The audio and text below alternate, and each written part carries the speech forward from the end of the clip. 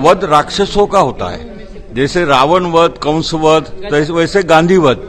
और गांधी वध कहने से गांधी राक्षस बन जाता है और नथुराम परमेश्वर बनता है।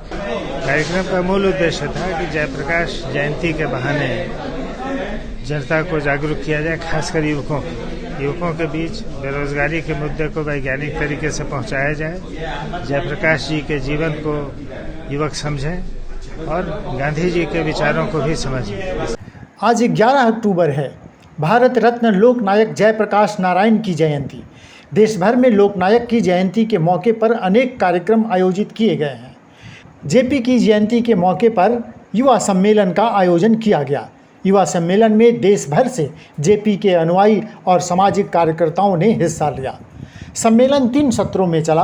पहले सत्र में बेरोजगारी के सवाल पर जन आयोग की रिपोर्ट रखी गई और इस विषय पर जाने माने विचारक प्रोफेसर अरुण कुमार और प्रोफेसर आनंद कुमार ने अपने विचार रखे। दूसरे सत्र में मुख्य वक्ता कुमार प्रशांत ने अपनी बात रखी। सम्मेलन के तीसरे सत्र में गांधी क्यों मरते नहीं पुस्तक का लोकार्पण संपन्न हुआ। यह पुस्तक मराठी लेखक चंद्रकांत वानखेड़े ने लिखी है, जिसका हिंदी अनुवाद डॉक्टर कल्पना शास्त्री ने किया है।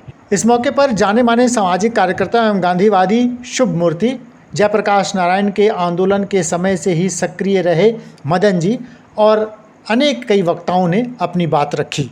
नहीं, प्रेरणा गांधी साहित्य में जितना पढ़ता था तो उसमें एक बात ध्यान में आती थी कि सारी दुनिया ने जिसकी महानता मानी है, उस आदमी का इस देश में कुछ थोड़े लोग होंगे, उन्होंने द्वेष और घृणा क्यों की, और उस घृणा का परिणाम ये हुआ कि उनकी हत्या हुई।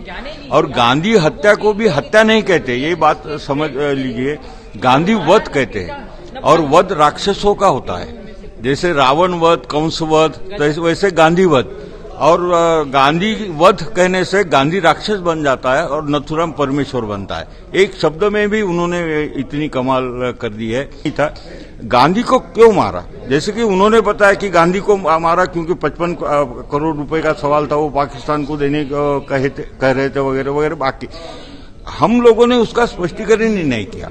और वो जगन फडणवीस का जो सूत्र है, जिस सूत्र को लेके ही तुषार गांधी ने किताब लिखी, वो खुद कहते हैं, तो उसी सूत्र को और बढ़ाना, क्योंकि सोशल ताने बाने जो समाज के थे, उसके अंतर्गत मैंने एक किताब लिखी है कि गांधी को क्यों मारा। देश था वो देश भर में एक युवा आंदोलन खड़ा हो, लोकतांत्रिक युवा आंदोलन, और जो मौजूदा परिस्थिति है उसका समाधान युवा नेतृत्व, युवा आंदोलन और युवा संघर्ष से ही निकलने वाला है।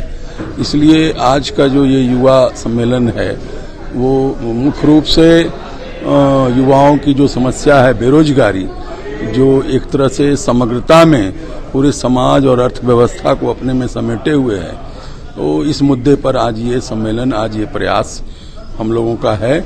आज एक जन आयोग की रिपोर्ट आई है, प्रोफेसर अरुण कुमार और जाने माने विधि विशेषज्ञ प्रशांत भूषण ने एक बिल तैयार किया है और हमारी मांग है कि रोजगार गारंटी एक्ट बनाया जाए।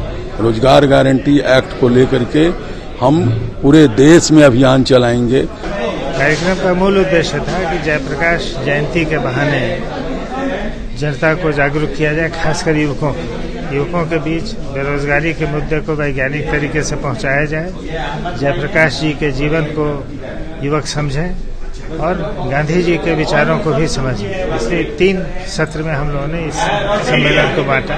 पहला बेरोजगारी, दूसरा जयप्रकाश जी, तीसरा महात्मा गांधी। गांधी मरते क्यों नहीं, इस पुस्तक का विमोचन हुआ।